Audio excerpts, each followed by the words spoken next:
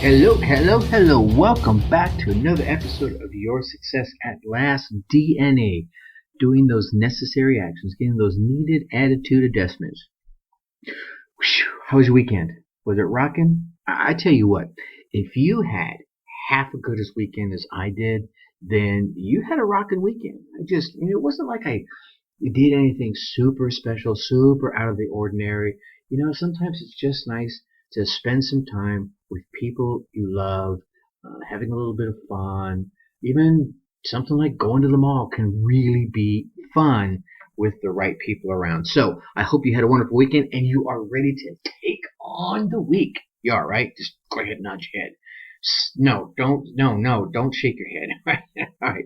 Well, as most of you know, and for those of you who don't, this is Your Success at Last DNA, brought to you by YourSuccessAtLast.com. Me, I'm your host, Tracy Ace Brinkman, Sergeant Major Motivation around these here parts. Here to bring you that motivational oomph every single day, some of those core inspirational building blocks to help you get what you need to get done, right? And every day we always start off with a question of the day. We have a different question for each day of the week, and we're coming at you Monday through Friday here. Today's question is, how do you feel? Obviously, I'm doing pretty dang good myself. And then you follow that question up with, how do you want to feel? So many folks get the Monday moans. Oh, it's Monday, brother. And they usually get them starting about Sunday afternoon. They've had fun Friday afternoon on into Saturday, and Sunday morning's good. And about Sunday afternoon, they start thinking about, oh, I gotta go to work, blah, blah, blah, blah, right? So that's how they feel. But they don't go to the next point of, how do you want to feel? And if you start connecting the two together, then you'll start creating actions that get you from those potential Monday moans to some Friday frolics, okay? So go from how do you feel to how do you want to feel. Do you want to feel strong? Do you want to feel confident? You want to feel like a leader? Well, that's what we're going to talk about here today with becoming an effective leader. I want to give you a four-step approach to becoming an effective leader.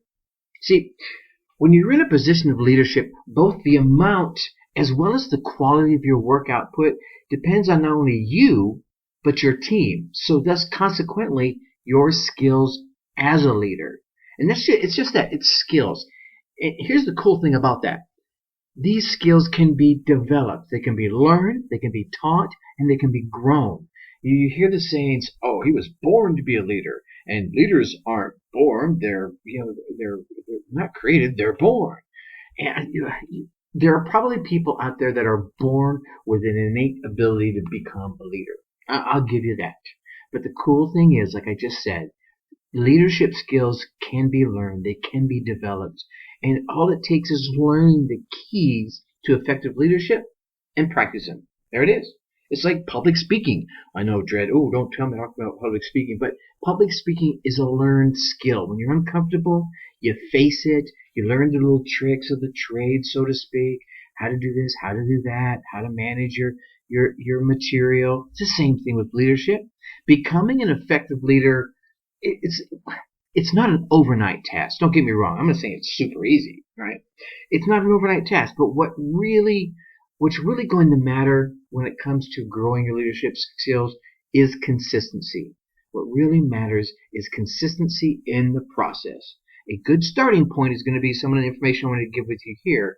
Practice that and then grow from there and enhance yourself and become the leader you believe you can be. I tell you what, become the leader I believe you can be. Yeah, how about that?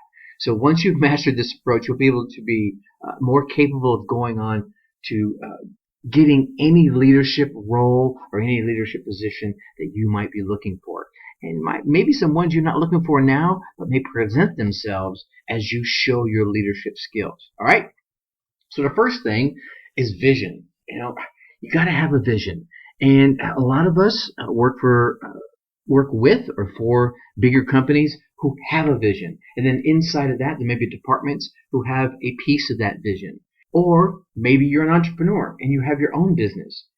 You're going to need to have a vision. And then believe in the vision. See, knowing the vision of your team and actually believing in it is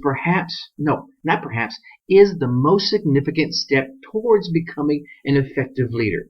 See, at the end of the day, leading a team really just means inspiring the motivation and the trust of your team members. And the best way, the surest way to do this is to prove to them that you have belief in what you're doing as a team, belief in that vision.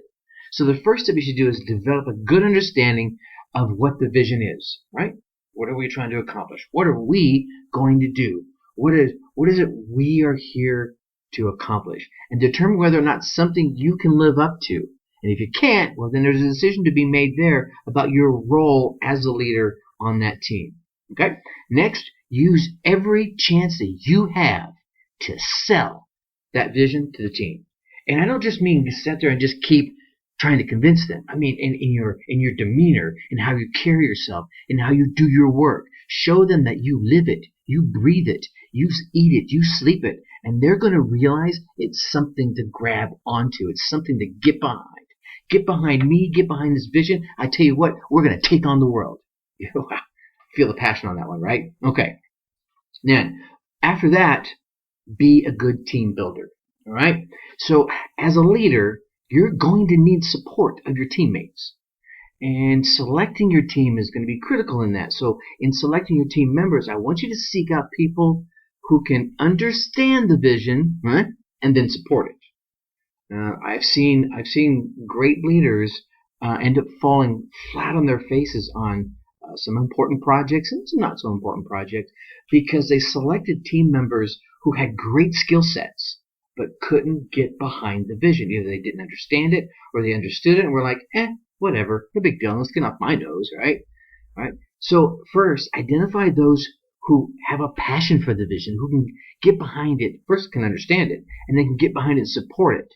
Then identify within that set those who fill the roles, right? Those who have the skills that you need to fill the roles. Be very, very careful in selecting teammates on emotion. All right, this is a big one. Here's another one, and I've done this in the past. I think we all have, probably, and I've seen it happen, and it really can make leaders look poor, like poor leaders, or not leaders at all. So you want to be careful on selecting teammates on merit, not emotions. Because sometimes, we've all done it, right? People, you recognize them, and you give them an opportunity based on an emotional position. It's a friend you've known forever, or it's someone that's been with the company forever, and you think, I'm just going to give them a shot. And when you do this, sometimes they'll use every chance they get when they realize they've gotten that position based on emotions. They'll use every chance they get to play on your emotions for additional favors, for additional opportunities. All right, you don't want that. You want team members that they know they've gotten their opportunity, their position based on merit. Because if they're sitting there believing, I did such a great job, I got this opportunity, guess what? They're going to continue to do a great job to get the next opportunity, as opposed to the emotions one. I got this one because I've known him for 20 years, and another opportunity shows up. Oh, well, he gave me the last one, he'll give me this one. You feel me? All right. So, next, you want to be a good negotiator.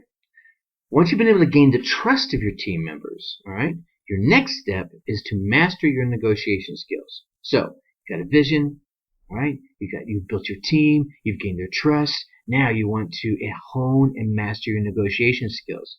Because as a leader, this not only means negotiating within the team, so you get all the results you're looking for, but also succeeding in external negotiations for the best interest of your team as well as your business. And let's be honest, let's take a moment to say, and for yourself as well, but you're not going to want to overemphasize one over the other, right? When you're bringing your team up, you're bringing yourself up. So if you're negotiating for the success of your team, you are being successful in the process. If you're negotiating for the success of the business, the team is successful, and you are being successful in the process. So always negotiate fairly so that others will continue to trust you, right? And negotiate smartly for the well-being of yourself, your team, and your business. And then finally, be a good delegator. While identifying the ideal team is really a success in itself. I mean, how many people have been unable to do that, to pick the right team, the right skill set with people that can get behind the vision, right? So just being able to do that is a big, huge pat on the back. So while identifying the ideal team is success in itself, right? Because like I said, you picked people who are capable of excelling in the tasks that you're going to assign them. Well, guess what? Now it's time to start assigning those tasks effectively. That's where the delegation comes in. Becoming a good delegator is going to involve studying the strengths of each member of your team so that you can effectively match those strengths, those skill sets, you might say, with the tasks you need to get accomplished. And you were probably thinking about that back when you were picking the team. And then you want to take this one step further and watch for potential success capabilities of each member of your team, and then as your team as a whole, so that you can start pushing them to grow a little bit. So maybe Blake is a great person at grabbing data and analyzing it, right? But he hasn't been doing so good at presentations. But you see, every time he gets the opportunity, he tries his hardest. So you want to give him additional opportunities to grow his skill set, thus enhancing your team, thus showing your leadership capabilities. All right? So here's the thing. Becoming an effective leader is an achievement I guarantee you will be proud of. Okay? And trust me when I say this, you have what it takes to earn the title Outstanding Leader of the day, of the week, of the month, of the year, of the century, of the decade. Maybe it should have been the other way around, right? Of the decade, then of the century, right? You have what it takes to earn the title of Outstanding Leader. All you have to do is have a vision. And if you have to create it, then gosh darn, create it, right? Have a vision that people can rally around. Build a good team, sharpen your negotiation skills, then learn and utilize the power of negotiation. By using that simple baseline, that guideline, you'll be able to sharpen your leadership skills and prove why you are the best person to not only to lead the team, but the best person for any future leadership positions that may present themselves that you desire. All right? So tomorrow we're going to talk about achieving greater success. All right? Now that you got your leadership skills under your belt, talk about achieving greater success with your daily motivation regimen. All right? So until then, I'm going to leave you like I always do. Think successfully. Take action. Talk to you later. Bye-bye.